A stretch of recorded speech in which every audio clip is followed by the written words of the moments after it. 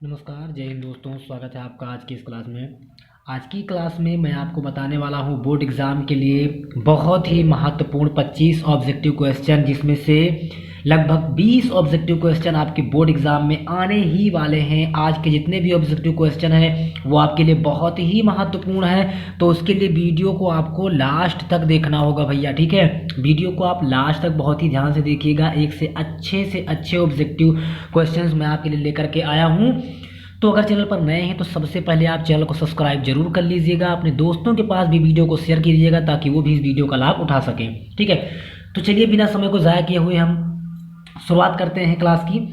तो जिसमें सबसे पहला ऑब्जेक्टिव क्वेश्चन हमने लिया है 1/x² - 2 = 1/7। तो x का मान ज्ञात कीजिए, ठीक है। देखिए x का मान ज्ञात करना बहुत ही आसान है, बहुत ही आसान है। कैसे, देखो ध्यान से। करना क्या है कि आपको दिया गया है कि 1/x² -2 बराबर का 1 कितना है 7 है, ठीक है। ये हो गया। अब क्या करना है आपको, क्रॉस गुणा करवा देना है, ठीक। क्रॉस गुणा करवा देना है। तो x² - 2 से 1 में गुणा होगा तो आएगा x² - 2 ही आएगा, ठीक है। यही तो आएगा। और बराबर 7 एकन्नम क्या होगा 7। तो लिखेंगे x² बराबर 7। ये 2 उधर जाएगा तो किस में होगा, प्लस में। चूंकि इधर है माइनस में तो बराबर के उस तरफ गया तो किस में हो गया, प्लस में हो गया, ठीक। अब क्या लिखेंगे, लिखेंगे x² बराबर 7 में 2 जोड़ें कितना हो गया 9। अब लिखेंगे x बराबर ये 9 के स्क्वायर जब इस तरफ आएगा तो 9 के ऊपर रूट बनेगा, और रूट 9 का मान कितना होता है +-3। याद रखना प्यारे मित्र, अगर किसी भी चीज़ का रूट निकालना हो तो उसका आंसर प्लस और माइनस में आता है, ठीक है। प्लस और माइनस में आता है, यानी कि विकल्प बी आपका बिल्कुल सही हो जाएगा, ठीक है। विकल्प बी आपका बिल्कुल सही हो जाएगा। अब देखते हैं नेक्स्ट क्वेश्चन।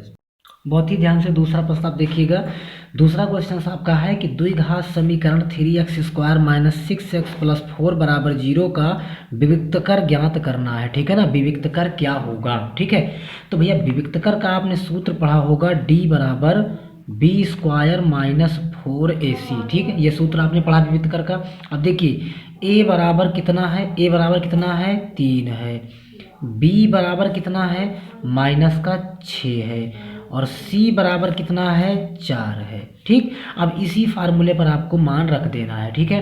तो लिखेंगे d बराबर b², b का मान कितना है -6, यानी कि इसका स्क्वायर -4 गुणे a का मान कितना है 3, और गुणे c, तो c का मान कितना है 4, ठीक।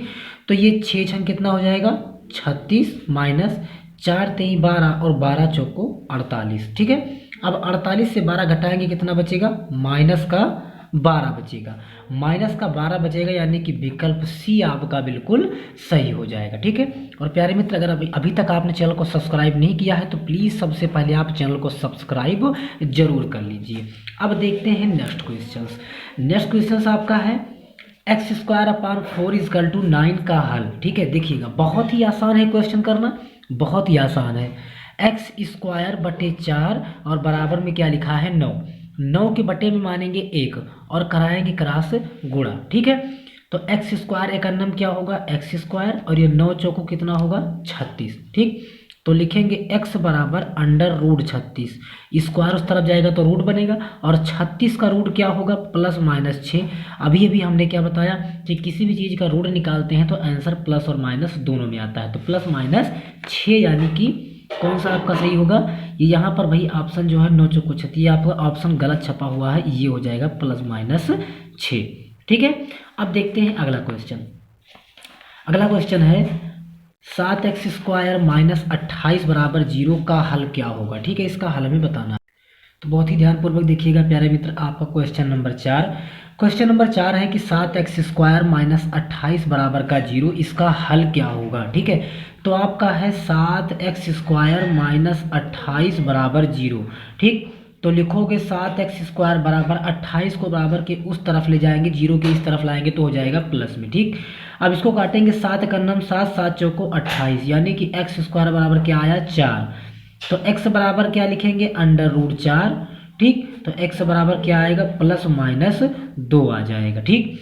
किसी भी चीज़ का अगर हम रूट निकालते हैं तो क्या हो जाता है +-2, यानी कि विकल्प सी आपका बिल्कुल सही हो जाएगा। अगला क्वेश्चन आपका है कि दो आकृतियां जिनका आकार समान हो परंतु आवश्यक रूप से अमाप समान ना हो, यानी कि उनका रूप तो समान हो, जैसे कि एक त्रिभुज छोटा है एक त्रिभुज बड़ा है, ठीक है, तो दोनों का रूप समान है, ये भी त्रिभुज है और ये भी त्रिभुज है, दोनों में अंतर क्या है, एक छोटा है एक बड़ा है, ठीक। तो इसका मतलब सिर्फ यही हुआ कि जिनका आकार समान हो परंतु माप जो है वो समान न हो तो वो क्या कहलाता है, सर्वांगसम, समान, समरूप या सममित।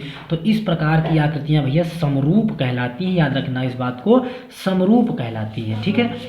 अगला क्वेश्चन आपका है कि बिंदु P -6, 8 की मूल बिंदु से दूरी है, मूल बिंदु से दूरी, ठीक है।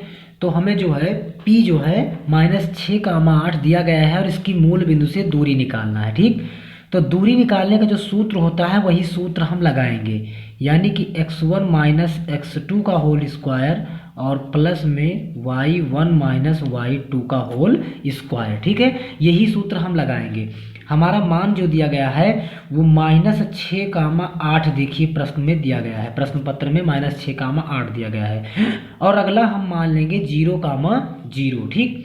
अब ये हमारा हो गया x1 और ये क्या हो गया y1, ये हो गया x2 और ये क्या हो गया y2। मान रख देंगे इसी पर, मान रखेंगे x1, तो x1 का मान कितना है -6 है, ठीक है। फिर माइनस लगाएंगे x2 का मान कितना है 0 और इसका स्क्वायर कर देंगे। y1 का मान कितना है 8 माइनस y2 का मान कितना है 0 और इसका भी स्क्वायर कर देंगे।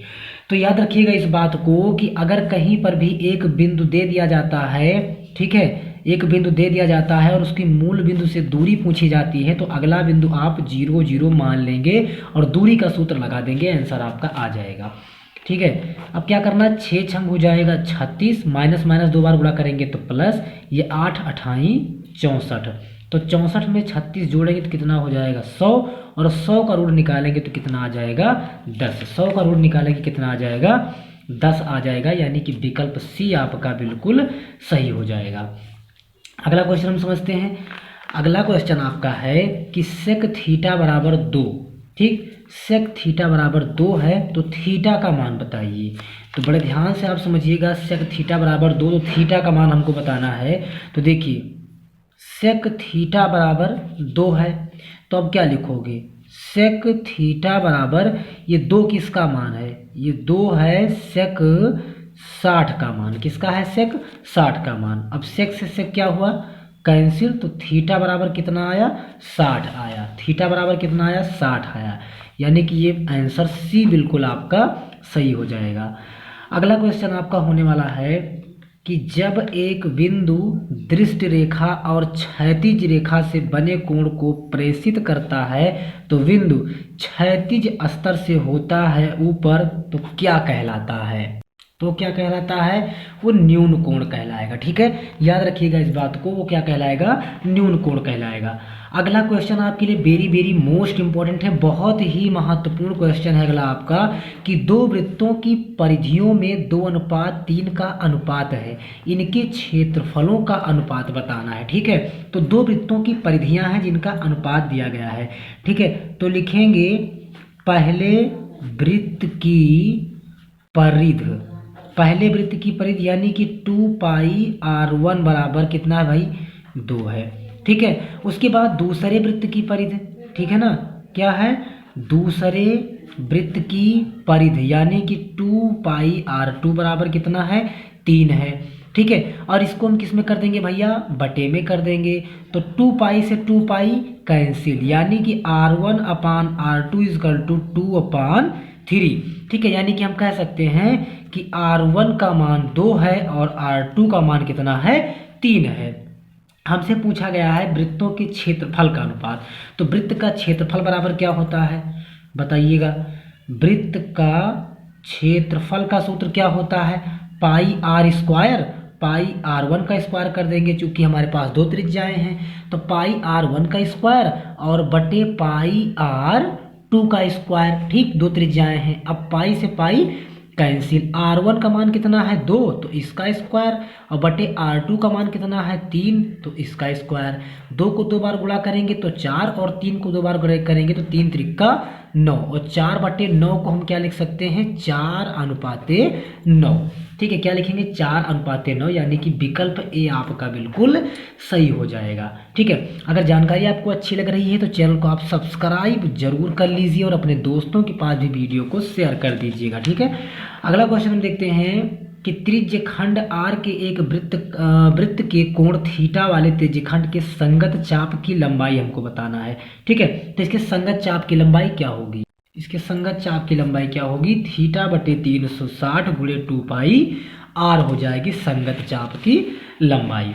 अगला प्रश्न हम समझते हैं कि एक किनारे पर नुकीली बनाई गई बेलनाकार पेंसिल, ठीक है, निम्न का संयोजन है, निम्न में से किसका संयोजन है।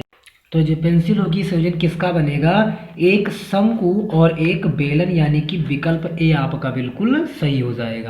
अगला क्वेश्चन देखिएगा, यदि समान आर त्रिज्या के दो अर्धगोलों को उनके आधारों से जोड़ा जाता है तो नए ठोस का वक्र पृष्ठीय क्षेत्रफल क्या होगा। तो अगर दो अर्धगोलों को आपस में जोड़ा जाए तो याद रखना कि अगर एक अर्धगोला हो तो अर्धगोले का सूत्र जो होगा वो 2πr² होता है, और दो अर्धगोला अगर आपस में जोड़ दिए जाएं तो 2πr² मिलकर क्या होगा, 4πr², यानी कि विकल्प ए आपका बिल्कुल सही होगा। ठीक है, अगला है कि एक शंकु का बेलन के आधार तथा ऊंचाइयों का अनुपात समान हो तो उनके आयतनों का अनुपात क्या होगा, ये हमको बताना है। देखिए, जो शंकु का आयतन होता है वो कितना होता है, 1/3 और πr²h।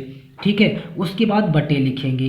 बेलन का जो आयतन होता है वो क्या होता है, πr²h। ठीक, अब ये πr² कट गया, क्या बचा, 1/3, इसको हम लिख सकते हैं 1:3 लिख सकते हैं, यानी कि विकल्प ए आपका बिल्कुल सही हो जाएगा। ठीक है, उसके बाद अगला क्वेश्चन आपका है कि निम्न में से कौन सी केंद्रीय प्रवृत्ति की माप नहीं है। तो आपका विकल्प डी जो मानक विचलन है वो केंद्रीय प्रवृत्ति की माप नहीं है, याद रखना इस बात को।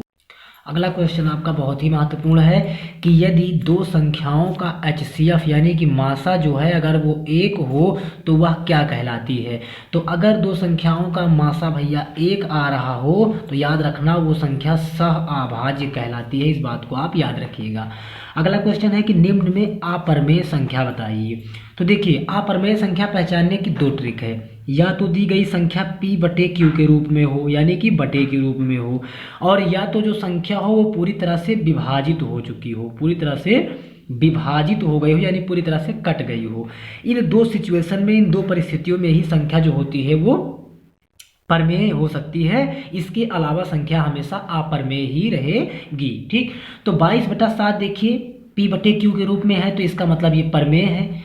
पाई क्या है, पाई देखिए बटे के रूप में नहीं है तो इसलिए ये हमारी अपरमेय संख्या हो जाएगी।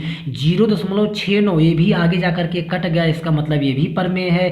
5/√16 ये बटे के रूप में है, इसका मतलब ये भी परमेय है। सिर्फ और सिर्फ पाई जो है ये एक अपरमेय संख्या है। ठीक, अगला है कि x - 2 = 0 और y + 6 = 0 का प्रतिच्छेदन बिंदु बताइए। तो बहुत आसान है इसको बताना, प्रतिच्छेदन बिंदु। देखिए, x - 2 = 0 है, अगर हम 2 को बराबर के उस तरफ ले जाएंगे तो हमारा 2 किस में आ जाएगा, प्लस में। ठीक, यहाँ पर क्या है, y + 6 = 0 है, अगर 6 को बराबर के उस तरफ ले जाएंगे तो किस में हो जाएगा, माइनस में, यानी कि 2, -6 विकल्प आपका कौन सही होगा, विकल्प डी आपका बिल्कुल सही होगा, 2, -6।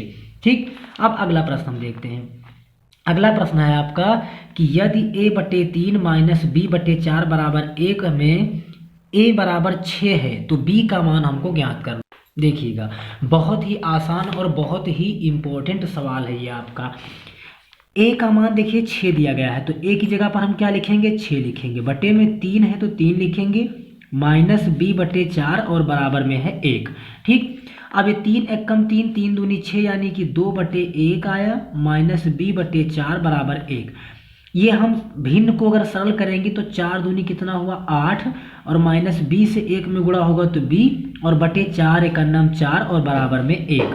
ठीक है, अब क्या करेंगे, अब 1 मानेंगे और क्रॉस गुणा कराएंगे तो 4 × क्या होगा, 4, 8 माइनस बी बराबर क्या हो जाएगा 4।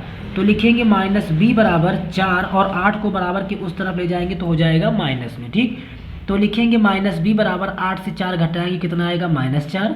माइनस से माइनस कैंसिल यानी कि बी बराबर 4 और बी बराबर 4 का मतलब विकल्प ए आपका बिल्कुल सही हो जाएगा। ठीक, अगला प्रश्न आपका है कि यदि समीकरण एक्स स्क्वायर माइनस 225 बराबर 0 है तो एक्स का मान बताइए। देखिए बहुत आसान है निकालना।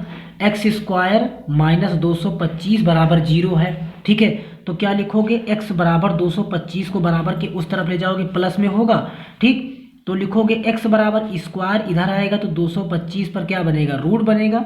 तो x बराबर क्या लिखोगे प्लस माइनस 225 का रूट कितना होता है 15। 15 15 225 यानी कि इसका मान क्या हो जाएगा प्लस माइनस 15 यानी विकल्प डी आपका बिल्कुल सही हो जाएगा। ठीक, अगला प्रश्न आपका है कि यदि किसी द्विघात समीकरण के दो मूल वास्तविक होते हैं तो वो होता है बी स्क्वायर माइनस 4ac। ये बड़ा होता है किससे 0 से यानी कि विकल्प सी आपका बिल्कुल सही हो जाएगा।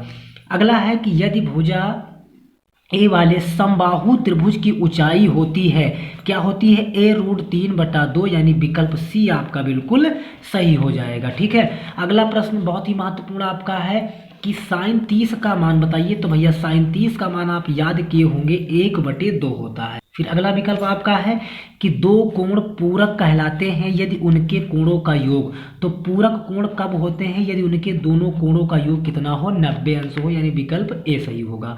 अगला है आंकड़ों 2 8 4 6 5 की माध्यिका बताइए। तो इसकी माध्यिका निकालने के लिए क्या करेंगे सबसे पहले इसको आरोही यानी बढ़ते क्रम में लिख लेंगे 2 4 5 6 और 8। माध्यिका मतलब मध्य की संख्या। मध्य की संख्या क्या है 5 यानी कि विकल्प सी आपका बिल्कुल सही हो जाएगा।